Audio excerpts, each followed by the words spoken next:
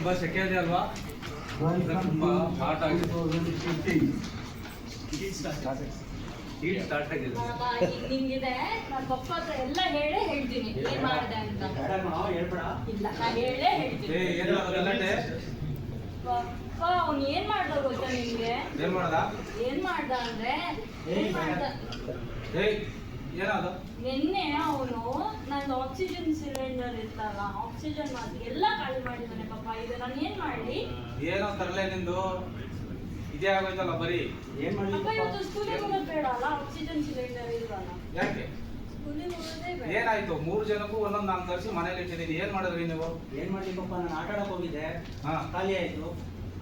ಆಟ ಆಡಕ್ ಅದು ಸ್ಕೂಲ್ಗೆ ಹೋಗಕ್ ಮಾತ್ರ ಕಣ, ರೂಮಿಂದ ಹೊರಗಡೆ ಹೋಗ್ಬೇಕಾದ್ರೆ ಮಾತ್ರ ಯೂಸ್ ಮಾಡಿ ಅಂತ ಆಟ ಹಾಕೊಂಡು ಆಟ ಆಡಕ್ ಕೊಟ್ಟಿದ್ದು ನಾನು. ಅದು ಏನ್ ಮಾಡ್ಲಿ ಪಾಪ, ನೀವೇ ಹೇಳ್ತೀರಾ ಸ್ಪೋರ್ಟ್ಸ್ ಆಡಬೇಕು ಓದಬೇಕು ಅಂತ, ಅದಕ್ಕೆ ಸ್ಪೋರ್ಟ್ಸ್ ಆಡಕ್ ಹೋಗಿದೆ. ಪರಿಸರ ಸುಧಾರಣೆ ಆದ್ಮೇಲೆ ಸ್ಪೋರ್ಟ್ಸ್ ಆಡೋಣ ಆಮೇಲೆ. ಇವತ್ತಂತೂ ರಜೆ, ನನ್ನಲ್ಲಿ ಆಕ್ಸಿಜನ್ ಸಿಲಿಂಡರ್ ಇಲ್ಲ. ಖುಷಿ ಪಡ್ಬೇಡಿ, ನಾನು ಅಡ್ವಾನ್ಸ್ ಆಗಿ ಬುಕ್ ಮಾಡಿದ್ದೀನಿ. ಅಯ್ಯೋ ಮತ್ತೆ ಸ್ಪೋರ್ಟ್ಸ್ ಆಡಕ್ ಹೋಗ್ಬೋದು ನಾನು, ಮತ್ತೆ ಒಂದು ಸಿಲಿಂಡರ್ ಆಕ್ಸಿಜನ್ ಕೇಕ್ ಬಂದಿದೆ. ಹೋಗು ತಗೋಬೋ, ಹೋಗು ಬೇಗ ಹೋಗು. ಬಂತು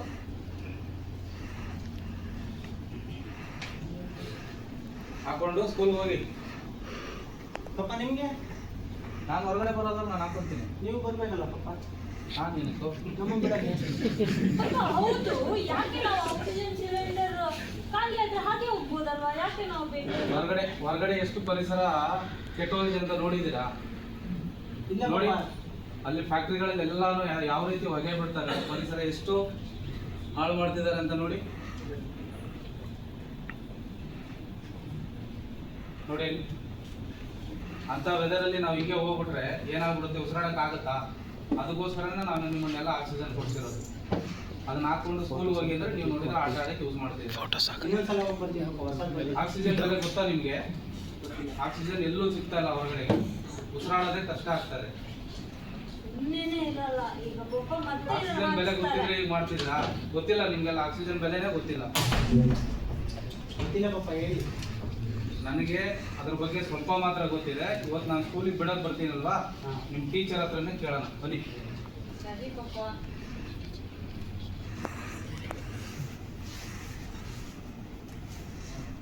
ಕಾಣ್ತಾ ಇಲ್ಲ ನನಗೆ.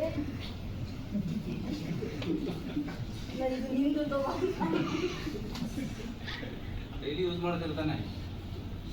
ಆಟ ಆಡಕ್ ಹೋಗಿದ್ನಲ್ಲ, ಮಿಸ್ ಆಗ್ಬಿಟ್ಟೈತೆ. ಸರಿ ಬನ್ನಿ, ಆಯ್ತು. Good morning sir. ಓ ಮಾಸ್ಟರ್ ಬಂದ್ರು. ಗುಡ್ ಮಾರ್ನಿಂಗ್ ಮಾಸ್ಟ್ರೇ. Good morning stars.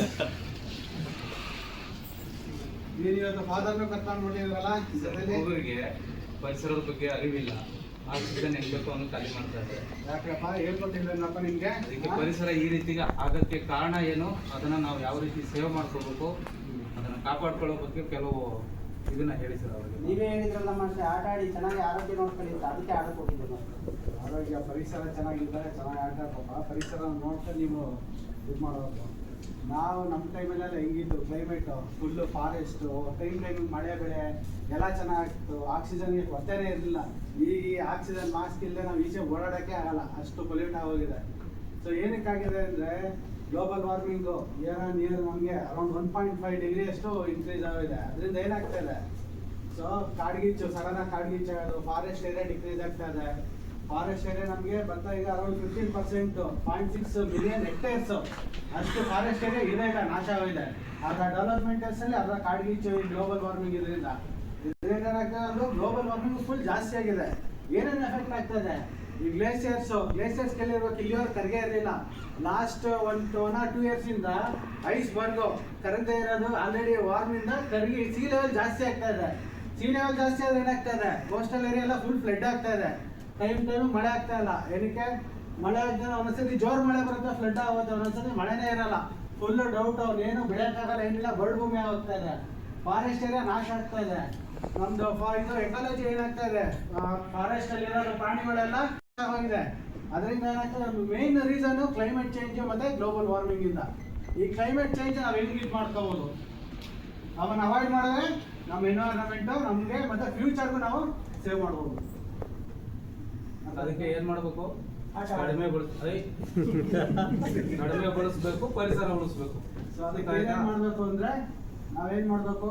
So fossil fuel ನ ಅವಾಯ್ಡ್ ಮಾಡ್ಬೇಕು. Wind energy, solar energy use ಮಾಡಿ ನಾವು ಫ್ಯಾಕ್ಟ್ರೀಸ್ ಆಗಲಿ ಮನೇಲಾಗ್ಲಿ ಎಲ್ಲಾನು ರಿನ್ಯೂವೇಬಲ್ ಎನರ್ಜಿನ ಯೂಸ್ ಮಾಡಬೇಕು.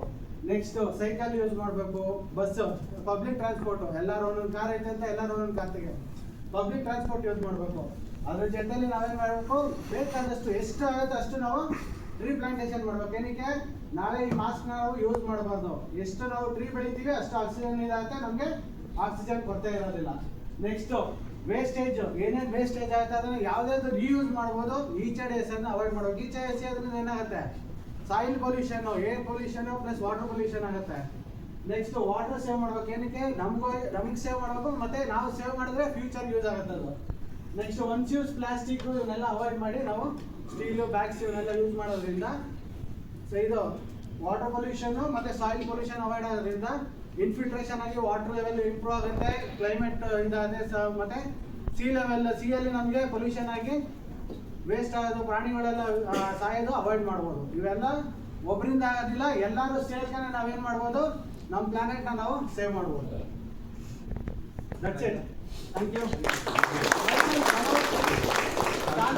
From mechanical and Inchara from HR and Harish from